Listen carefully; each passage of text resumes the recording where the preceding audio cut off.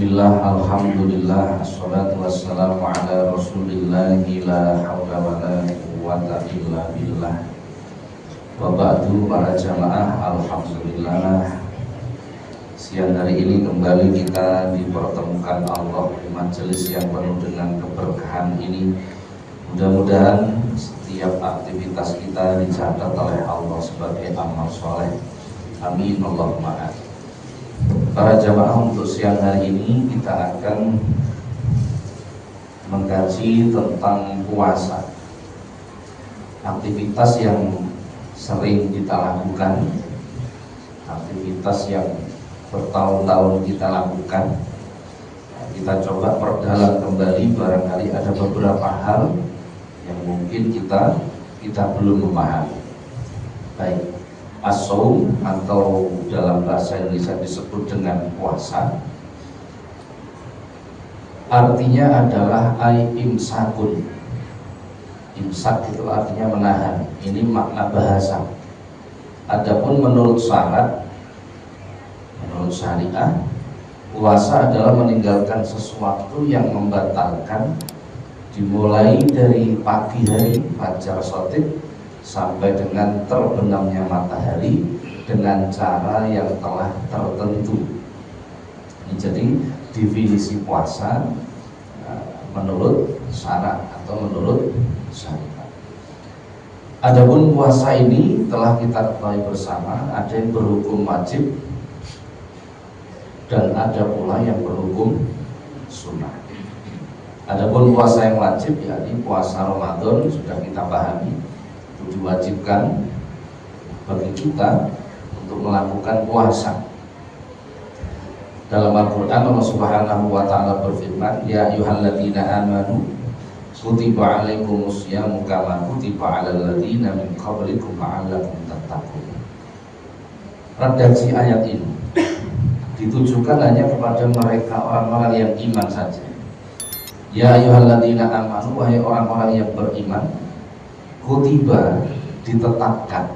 Ditetapkan itu artinya diwajibkan. Kutiba alaikum, bagi kalian orang-orang yang beriman, ditetapkan apa? Asyam, melaksanakan puasa. Jadi kitab ayat ini dilalah alal khos, kalau dalam ilmu tafsir begitu. Tertentu yang diperintah puasa itu hanya mereka yang iman saja. Mafhumnya, maka orang yang tidak beriman, mereka tidak akan berpuasa karena merasa tidak diperintah. Mafhumnya seperti itu. Jadi umpamanya sak kampung ini kok ono wong jenenge Totok itu 5. Terus ada pengumuman, Pak Totok silahkan datang ke sini. Maka kira-kira yang hadir berapa orang itu? Ya 5 orang yang merasa bernama Totok tadi. Sama. Jadi kitab ayat ini ditujukan hanya mereka yang beriman atau minimal merasa beriman. Maka mafhum mukhalafahnya, kebalikannya, orang-orang yang tidak merasa beriman tidak akan tergerak untuk melakukan puasa. Kalimat ini sederhana tapi berat sebenarnya. Berarti orang-orang yang tidak berpuasa itu imannya pasti bermasalah, kan begitu kan? Artinya seperti itu. Kutiba alaikum, ditetapkan bagi kalian asyam, melakukan puasa, dengan menggunakan kata al-asyam, berarti ma'rifah, artinya puasa dengan tata cara yang tertentu begitu. Kama kutiba alal ladzina min qablikum, sebagaimana telah ditetapkan atas orang-orang sebelum kalian. Berarti puasa yang wajib itu telah ada sebelum umat Rasulullah, umat-umat sebelum kalian itu telah ada sebenarnya puasa dengan satu tujuan pencapaian, la'allakum tattaqun, agar kita menjadi orang yang takwa. Maka esensi puasa itu adalah agar kita menjadi orang yang takwa. Jadi tujuan akhirnya begitu tujuan. Baik, ayat ini menunjukkan tentang perintah puasa yang berhukum wajib. Kalau kita umat Rasulullah, yakni puasa di bulan Ramadan. Jadi kalau kita adalah puasa di bulan Ramadan. Adapun puasa sunnah ini banyak sekali. Puasa sunnah yang bersifat harian atau kontinuitas itu Senin, Kamis, awal bulan, tengah bulan, akhir bulan, ini kan rutin. Yang bersifat insidentil banyak lagi. Ada puasa Tasu'a, Asyura, kan begitu kan? Ada puasa yang mengiringi hari raya Idul Adha. Ada puasa 10 hari di awal bulan Muharram dan lain sebagainya. Ada puasa yang Rasulullah menyebut Afdhalus Syiyam, puasa sunnah yang terbaik. Jadi puasa Daud, sehari puasa, sehari tidak, sehari puasa, sehari tidak, dan seterusnya. Dengan cara menghindari hari-hari yang dilarang untuk berpuasa. Apa itu? Contohnya hari Tasyrik, hari raya, ini dilarang untuk berpuasa. Sudah, itu contoh-contoh. Bahkan Rasulullah itu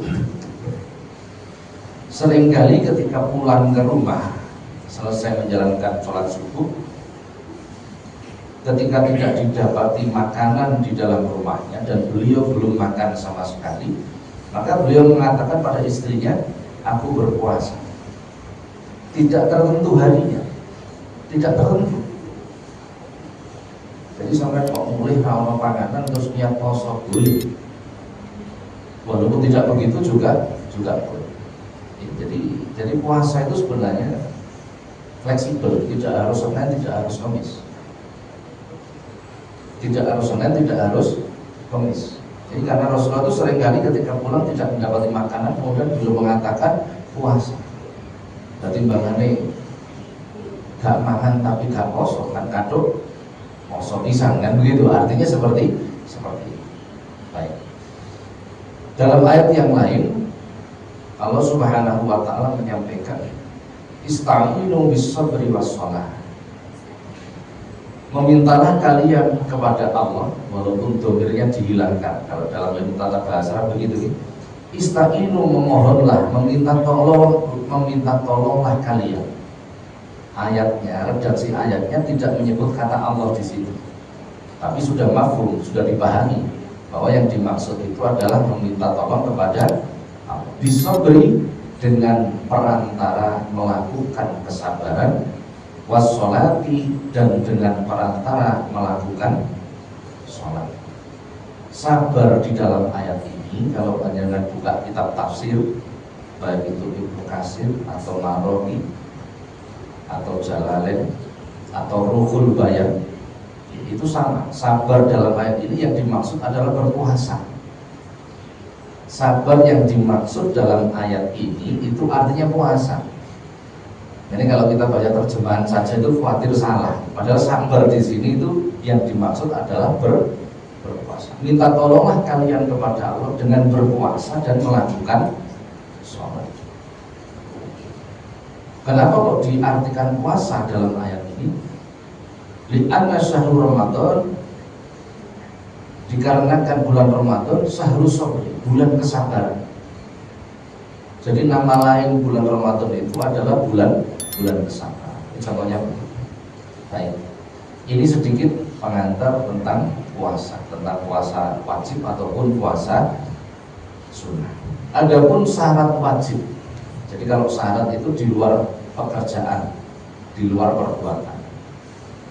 Adapun syarat wajib berpuasa adalah sesuatu yang dilakukan di luar puasa yang menjadikan dia wajib berpuasa. Itu namanya syarat wajib. Jadi ada syarat wajib, ada syarat sah, itu beda. Jadi syarat wajib itu adalah sesuatu di luar puasa yang menjadikan dia terkena hukum wajib puasa. Yang pertama adalah Islam, pasti. Bagi orang Islam sudah otomatis dia terkena hukum wajib melakukan puasa yang dimaksud Ramadan. Yang kedua adalah mukallaf. Mukallaf itu akil dan baligh. Jadi tidak cukup baligh tapi juga akil. Tidak cukup akil tapi juga baligh.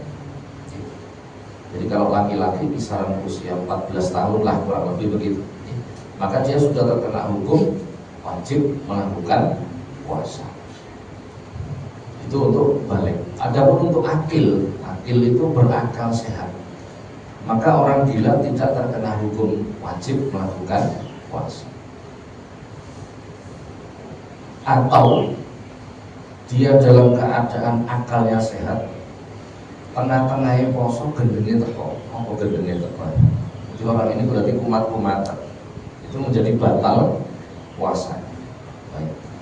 Yang ketiga, mampu melaksanakan, mempunyai kemampuan untuk melaksanakan. Bagi orang-orang yang tidak mampu maka tidak lagi wajib. Contoh, tubuhnya sehat, fisiknya oke, tapi pikun. Apa pikun itu? Ya, pikun lagi dari ngelakoni apa-apa lali. Ini namanya tidak puasa, tidak mempunyai kemampuan, tidak punya kemampuan. Maka dia tidak terkena hukum wajib melakukan puasa. Panjenengan nyambut gawe budal jam 6 pagi, mulai jam 4 sore, awake krasa kesel. Apakah ini kategori tidak mampu melakukan puasa? Mampu atau tidak? Mampu.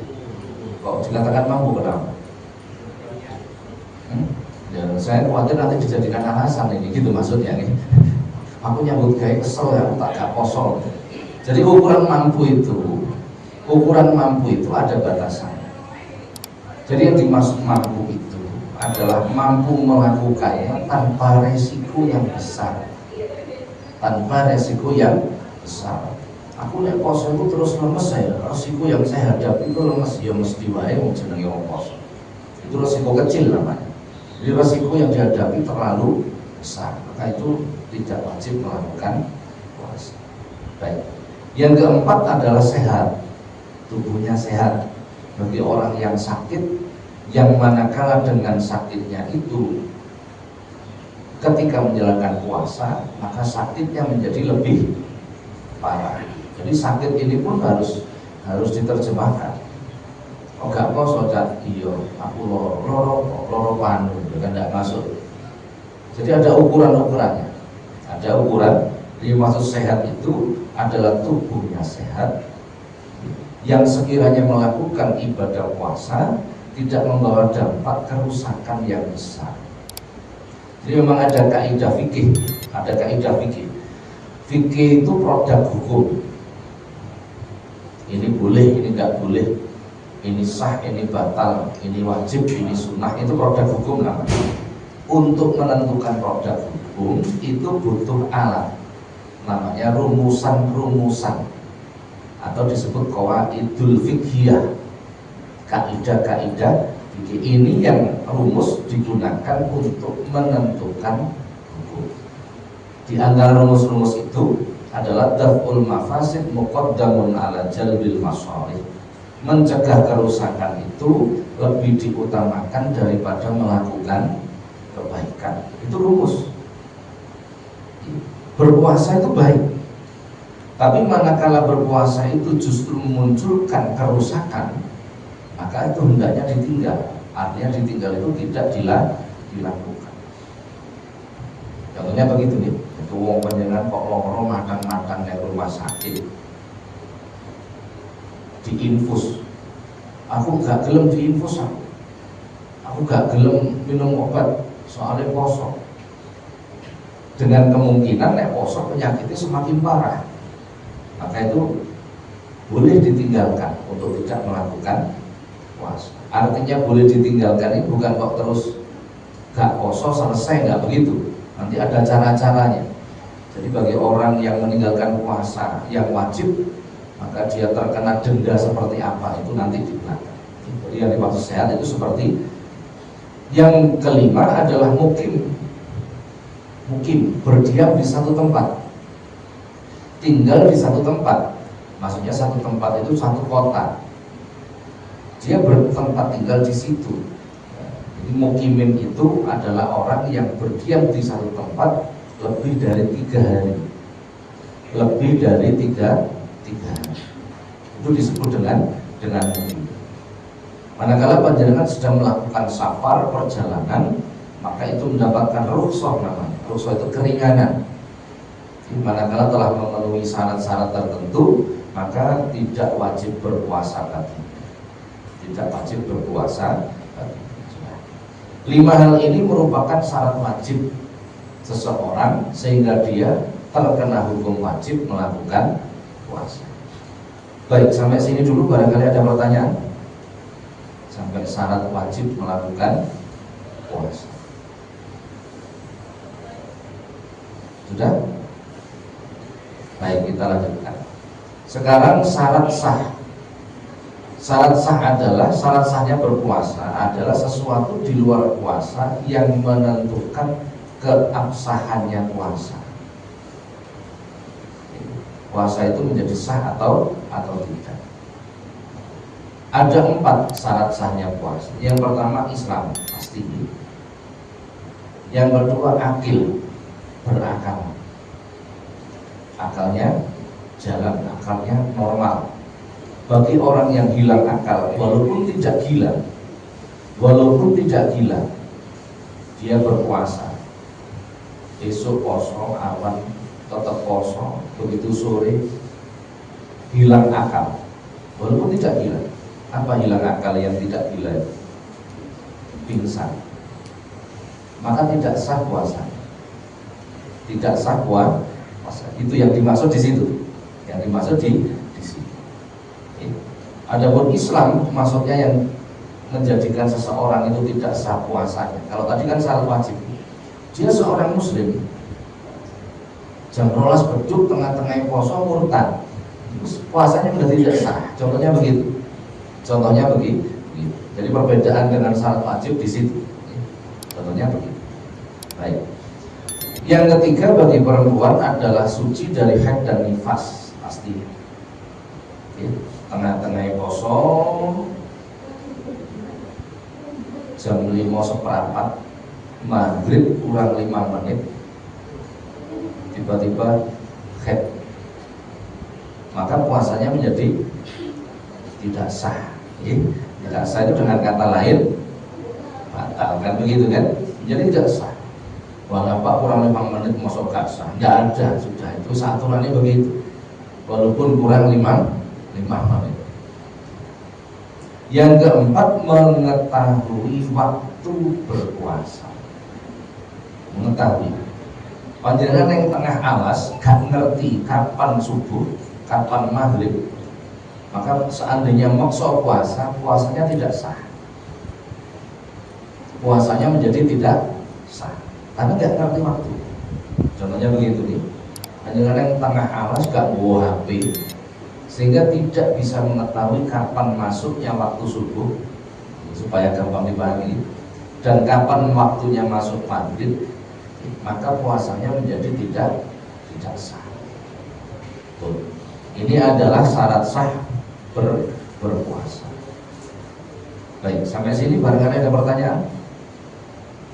Saya sengaja pelan-pelan, jadi satu pembahasan saya buka sesi tanya jawab. Nanti kalau dibacakan semua nanti lupa, yang atas menjadi lupa. Sampun, tidak ada pertanyaan? Insya Allah ini sudah sering kita dengar.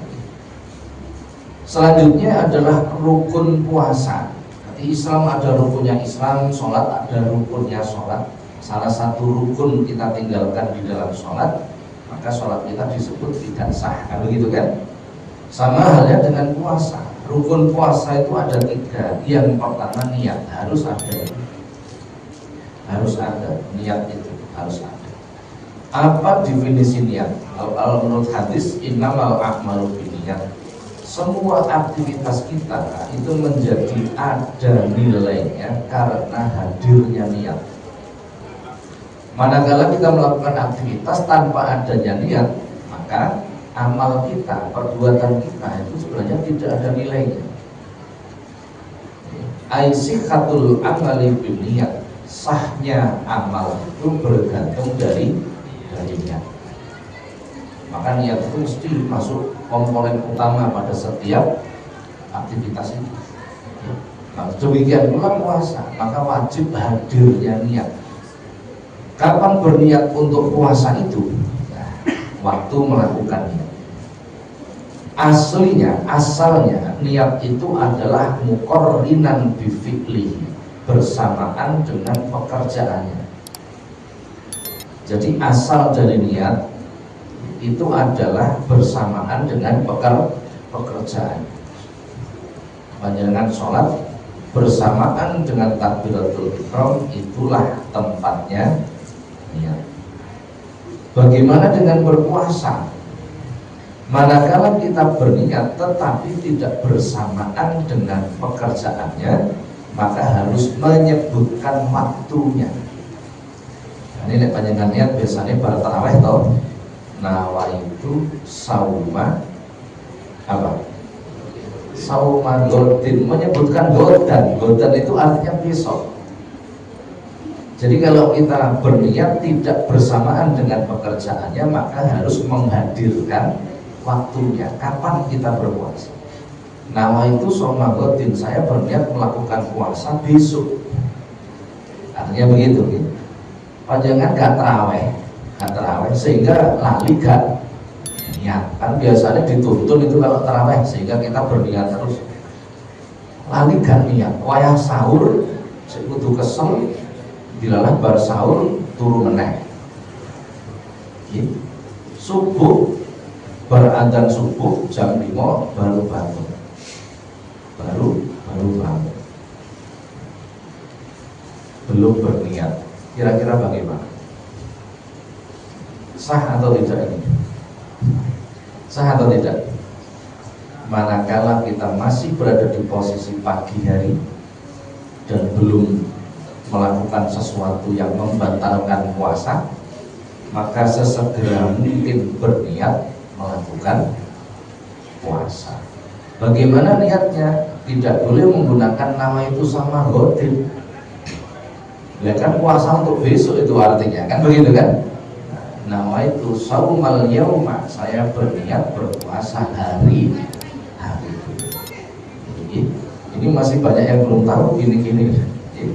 Nah, kalau niatnya diantar nama itu sama godin, lah ketemunya besok itu puasanya. Kan begitu kan? Nah, jadi hati-hati urusan niat itu harus hati-hati. Karena begini, niat itu diterima Allah dulu daripada amalnya. Jadi niat kita itu diterima Allah terlebih dahulu sebelum amalnya diterima. Jadi ketika kita berniat sebenarnya langsung diterima Allah. Maka Rasulullah mengatakan niatul mu'min khairun min amali. Niatnya orang mukmin itu lebih baik daripada perbuatannya. Nah, orang mukmin itu dipastikan niatnya itu baik. Niatnya apa? Baik dan benar. Maka niat itu diterima oleh Allah terlebih dahulu daripada amalnya yang benar. Begitu. Jadi ini niat rukun puasa yang pertama. Adapun yang kedua adalah meninggalkan sesuatu yang membatalkan puasa. Apa yang membatalkan puasa? Ini rukunnya puasa yang kedua.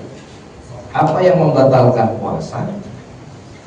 Yang pertama adalah jelas ini bersetubuh, walaupun dengan istrinya, dan dilakukan di siang hari. Nah, kalau bojone wong liya bukan hanya membatalkan puasa, ini termasuk zina, kan begitu kan?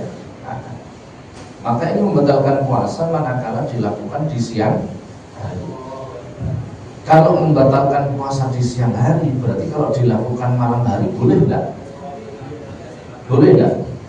Boleh, pokok bojone dhewe. Kan begitu kan? Nah, maka ini membatalkan puasa. Kalimatnya membatalkan puasa. Bagaimana bila seseorang itu tidak menemukan makanan, minuman ketika beduk maghrib, padahal dia harus membatalkan puasa? Apakah boleh membatalkan dengan cara menyetubuhi istrinya? Boleh enggak? Boleh enggak? Boleh enggak? Boleh. Tapi yo apa kan begitu kan? Contohnya begitu gitu.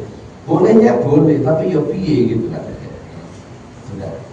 Jadi manakala dilakukan di siang atau ketika waktu melakukan puasa. Baik.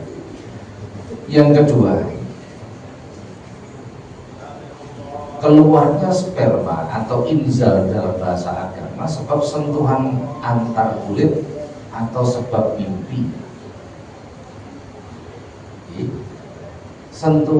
Keluarnya sperma sebab sentuhan antar kulit atau sebab mimpi. Yang demikian ini maka puasanya tidak menjadi batal. Tetapi kalau berkumpul dengan istri dengan kesengajaan atau keluar sperma dengan kesengajaan itu membatalkan. Jadi kalau tidak dengan kesengajaan, beduk-beduk kok mimpi indah, itu tidak membatalkan puasa. Pun saya bengi berkumpul tujuh. Arab adus bilalah males. Bar sahur kumpul bojo, sahurnya keamalan setengah telu. Padahal subuh jam 4. Padahal terus kumpul bojo, kesel tuh. Tangi-tangi jam 5. Puasanya sah atau batal? Sah atau batal? Durung atus tuh. Sah atau batal jalannya? Puasanya tetap sah. Puasanya tetap sah. Tapi hati-hati. Hati-hatinya bagaimana? Lah sampean durung atus, durung salat subuh kok. Wis jam 5 kan begitu kan? Maka harus segera dilakukan. Yang ketiga adalah muntah dengan sengaja. Mengeluarkan sesuatu dari mulut dengan sengaja. Manakala tanpa kesengajaan maka tidak membatalkan puasa. Yang keempat, masuknya satu benda ke rongga badan dengan sengaja. Nah ini yang kemudian banyak perbedaan pendapat. Masuknya satu benda ke rongga badan dengan sengaja. Termasuk contohnya suntik. Nah, gitu. Itu masuk ke rongga badan dengan sengaja. Bagi para ulama yang hati-hati maka itu kategori membatalkan puasa. Selanjutnya nomor 5, memasukkan obat pada kubul ataupun dubur. Nggak minum obat jelas batal lah. Jadi, tapi memasukkan obat pada kubul atau dubur. Kalau dubur itu apa? Yes, dubur lah. Kalau kubul itu yang depan, itu juga membatalkan. Sama membatalkan. Yang keenam, bagi perempuan haid atau nifas maka menjadi batal puasa. Yang selanjutnya gila lah, esok waras jam 9 gendengnya teko maka menjadi batal. Jam 10 waras, bagaimana ini hukumnya? Bagaimana? Tetap batal. Tadi isu poso waras jam 9 gendengnya teko, jam 10 gendengnya waras, ini tetap batal puasa. Contohnya begitu. Yang ke-9, riddah atau murtad, keluar dari Islam. Ini adalah hal-hal yang membatalkan puasa. Tapi ini termasuk rukun yang kedua. Harus dihindari apa-apa yang membatalkan puasa. Baik, sampai di sini mungkin ada pertanyaan. Hal-hal yang membatalkan puasa. Ibu silakan.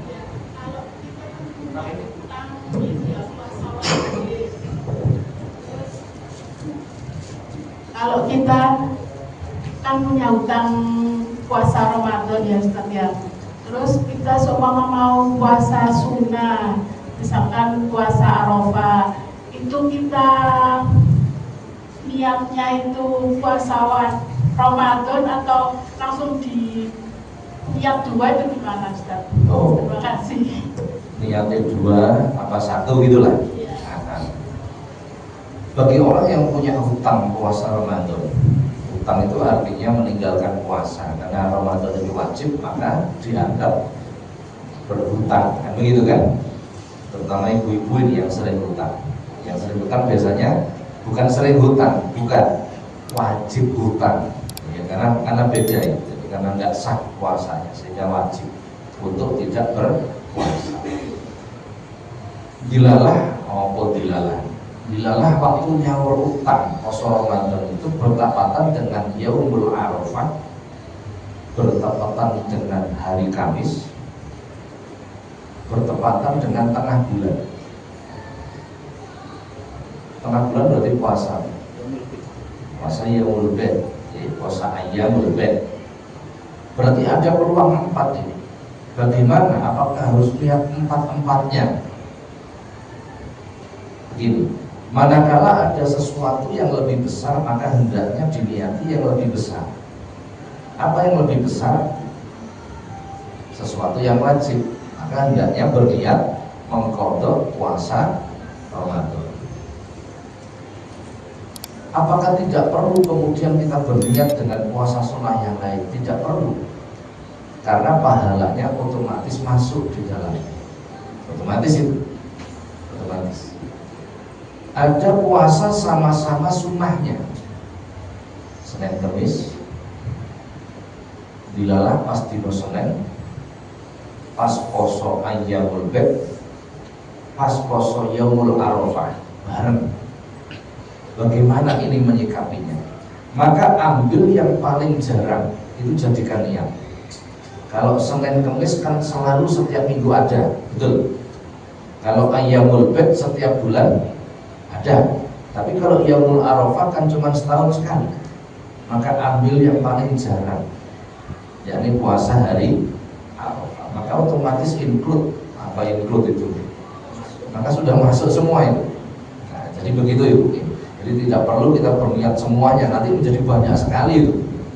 Bisa menjadi 4 sampai 5 niat kan begitu kan? Nah, cukup satu saja, ambil yang besar atau ambil yang paling insidentif. Maka itu sudah mencakup keseluruhan.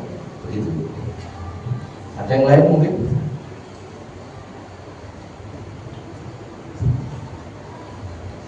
Iya, mau tanya Pak.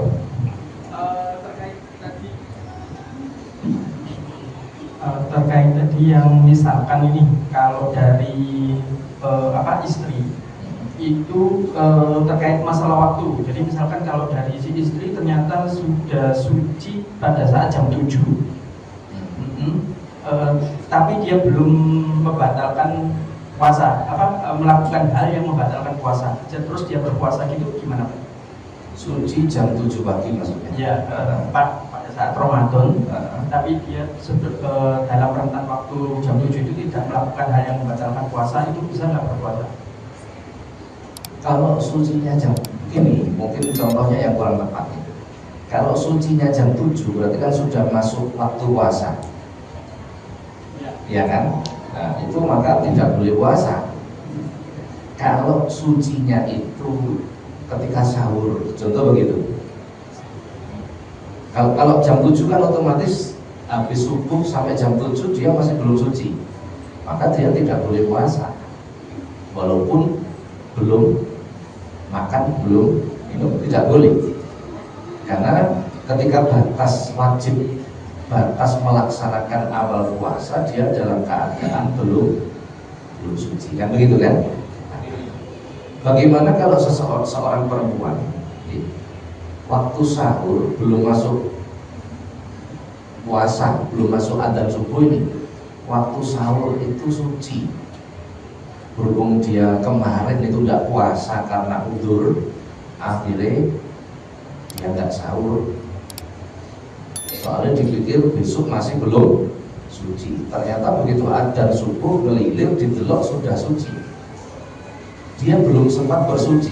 Nah, kalau begitu mungkin pertanyaannya ini, dia sudah masuk waktu suci tapi dia belum bersuci, belum mandi besar. Bagaimana ini hukumnya? Apakah dia sudah wajib puasa ataukah belum? Ketika sudah masuk waktu dan dia sudah mendapati dirinya suci tapi belum mensucikan diri, belum mandi besar, maka dia sudah wajib melakukan puasa. Wajib sudah, maka segera berniat berpuasa, kemudian mandi besar untuk sholat subuh. Begitu cara. Ada yang lain mungkin? Kalau fikih perempuan itu sebenarnya paling rumit, betul. Saya nggak yakin panjenengan paham kapan masa suci itu, saya nggak yakin. Karena masa suci itu beda-beda. Nah, begitu kan? Nah, biasanya mau lanang atau beres, nutok ya. Ada yang lain mungkin? Baik, rukun puasa yang pertama adalah niat, yang kedua meninggalkan sesuatu yang membatalkan puasa, yang ketiga melakukan puasa. Jadi puasanya yo dilakukan betul sesuai aturan main. Kalau dimulai ketika subuh, saya katakan subuh lah supaya mudah ya, dan diakhiri dengan maghrib, maka dilakukan seperti itu. Itu artinya melakukan puasa. Maka tiga hal ini merupakan rukun dari puasa. Kita lanjutkan sedikit. Kesunahan dalam berpuasa. Adapun perkara yang disunahkan ketika berpuasa, yang pertama sahur. Makan sahur itu tidak wajib, sunah. Sunah hukumnya sunah. Tidak sahur tidak apa-apa. Yang kedua mengakhirkan sahur manakala tidak ada keraguan pada terbitnya fajar.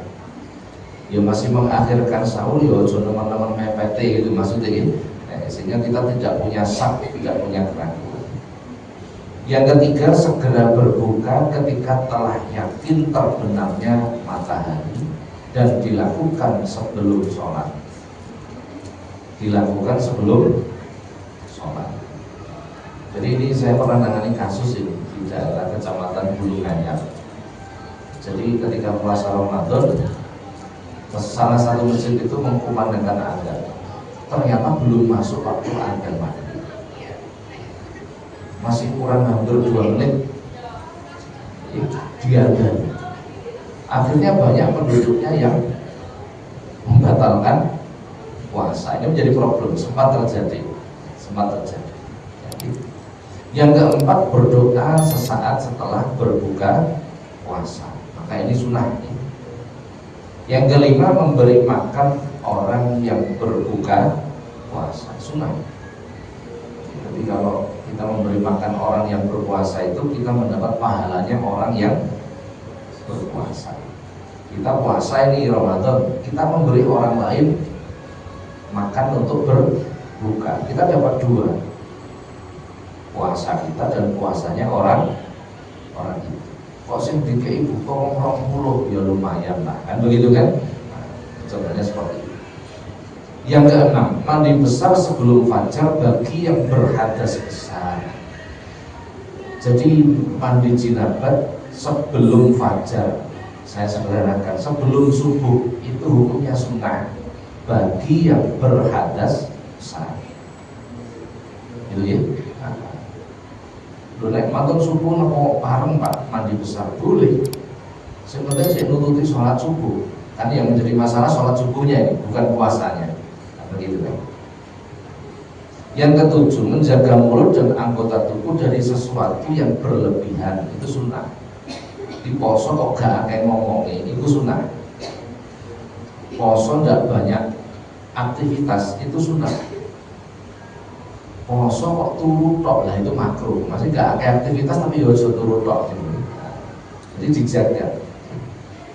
Yang kedelapan, tidak mengikuti nafsu yang berhukum mubah. Tidak mengikuti nafsu yang berhukum mubah. Contohnya turu itu kan mubah. Tidur itu kan mubah. Tapi kalau tidur melulu itu menjadi makruh. Terus-terusan. 9. Menyibukkan diri dengan aktivitas ibadah. Jelas kalau puasa itu lebih baik. Yang ke-10 memperbanyak iktikaf terutama pada 10 hari terakhir di bulan Ramadan. Yang ke-11 memperbanyak sedekah. Ini kesunahan-kesunahan ketika bulan melakukan puasa di bulan Ramadan. Baik, sampai sini ada pertanyaan? Sunah-sunahnya banyak sebenarnya. Saya ambil yang besar-besar saja. Ada mungkin? Iya, silakan. Terkait masalah batas makan sahur, batas makan sahur itu apakah saat kita mendengarkan azan berkumandang atau sampai selesai azan selesai? Ya, begini, yang penting itu kan tukang azan ini harus betul-betul ngerti waktu dan tepat waktu. Kalau ini meleset menjadi bahaya. Jadi batas akhir waktu sahur itu kapan? Jadi kalau kita ngomong hati-hati dulu. Agar lebih hati-hatinya, batas akhir waktu sahur itu adalah ketika tarhim dikumandangkan. Apa tarhim itu? Kalau bahasa kita tarhim, tarohim. Jadi bacaan-bacaan yang dibaca sebelum adzan. Kalau sebelum adzan kan ada bacaan-bacaan yang dibaca itu tarhim namanya. Itu batas akhir kita melakukan sahur. Apakah boleh Pak ketika tarhim itu kita sahur? Boleh, tapi itu batas akhir. Batas akhir itu batas akhir diperbolehkannya sahur. Kapan kita tidak boleh sahur? Itu maksudnya kan?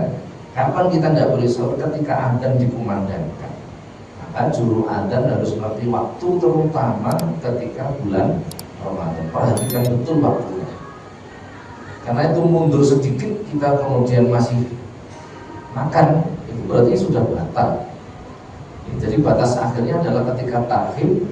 Batas dilarangnya sahur itu ketika adzan dikumandangkan.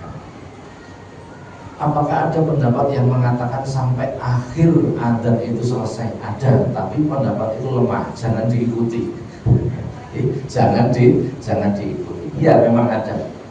Kitabnya di Bughyatul Mustarsyidin itu disebutkan begitu. Ada pendapat itu, tetapi pendapat itu lemah. Begitu. Jadi tarhim itu batas akhir kita sahur. Batas akhir berarti masih boleh. Kapan kita tidak boleh lagi sahur? Ketika adzan dikumandangkan. Itu sudah berhenti. Tengah-tengah makan kurung adzan. Bagaimana ini? Makan dikunyah kurung adzan. Bagaimana? Yang di dalam ini lo bagaimana maksudnya? Yang di dalam ini ditelan saja, ditelan saja, minum, kumur, selesai. Begitu ya, asal di awal. Nah, betul rokokan Pak. Nah itu urusan, nggak bahas rokokan ini, nggak bahas tentang rokok. Jadi 10 muadzin ya, kepingin iso rokokan ya jam 3 butuh sahur. Rokokan 4 ngono sik nututi lah ini. Jadi kalau mepet itu sudah tidak bisa. Begitu ya. Itu waktu diperkenankannya. Adapun berbukanya itu diawalkan. Jadi kurung adzan berbuka apakah boleh? Boleh, asal sudah masuk waktu. Yang penting sudah masuk waktu. Kalau problemnya kalau diisi itu. Jadi sebaiknya langkah hati-hatinya ya tunggulah paling tidak pertengahan adzan, paling tidak. Kalau ngelain namun Allah Akbar pindu semoga paling tidak begitu. Untuk lebih yakin bahwa telah masuk waktu. Tapi tidak seperti itu. Tadi kita sebutkan berbuka sebelum sholat. Iya memang begitu. Berbuka itu artinya membatalkan puasa. Kok saja ini dengan luwe nih teman, pas dinone panas banyak pekerjaan, maka makan dulu itu lebih baik. Lebih baik. Timbangannya sama sholat karo dulu yang semaput malah makan dulu, tidak apa-apa. Kok keadaannya normal-normal saja, tidak terlalu berat, takjil, bahasa kita takjil, membatalkan puasa, kemudian sholat baru berbuka. Boleh, dua-duanya sama-sama boleh. Dan tidak usah ngomong sunnah, nanti berat. Pak, sunnahnya itu makan kurma 3 kalau berbuka puasa. Kalau saya pernah itu di bulan Ramadan acara buka puasa bersama. Itu menjelang adzan disuguhi, Pak, sunnahnya kalau berbuka puasa makan kurma 3. Pikiran saya begini, kiai kok ngului, itu pikiran saya tuh gitu. Betul, begitu selesai. Bukan maksud apa-apa, bukan. Setelah kurma selesai baru ono hidangan yang lain, tahu isi, ote-ote, udang goreng, es cao, es dawet, macam-macam. Si nyuguhin dilalah tetap orangnya. Terus tak takon, nek kurma telu sunai Kanjeng Nabi, nek iki sunai sapa? Apa artinya apa sih itu? Rasulullah kalau berbuka kurma 3 ya sudah gitu loh. Selesai. Gak ada tahu isi, udang goreng, es cao, nggak pakai. Saya juga ya bingung dengan pertanyaan saya. Enggak, saya khawatir ini sunai Abu Lahab. Saya ngomong gitu. Jadi pokoknya kita itu sudah usah berlebihan. Pokok buka gitu saja lagi.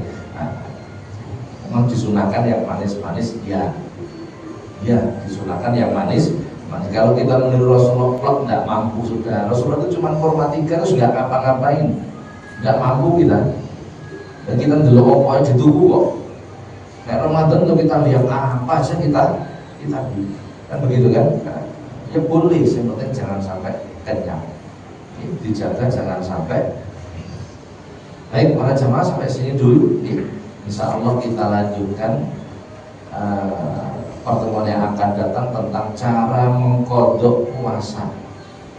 Mengkodok itu menggantikan, ada yang diganti dengan puasa, ada yang diganti dengan kafarat, ada yang diganti dengan fidyah dan lain sebagainya.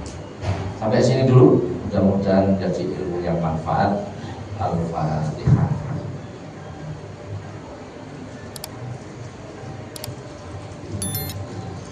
Assalamualaikum warahmatullahi wabarakatuh.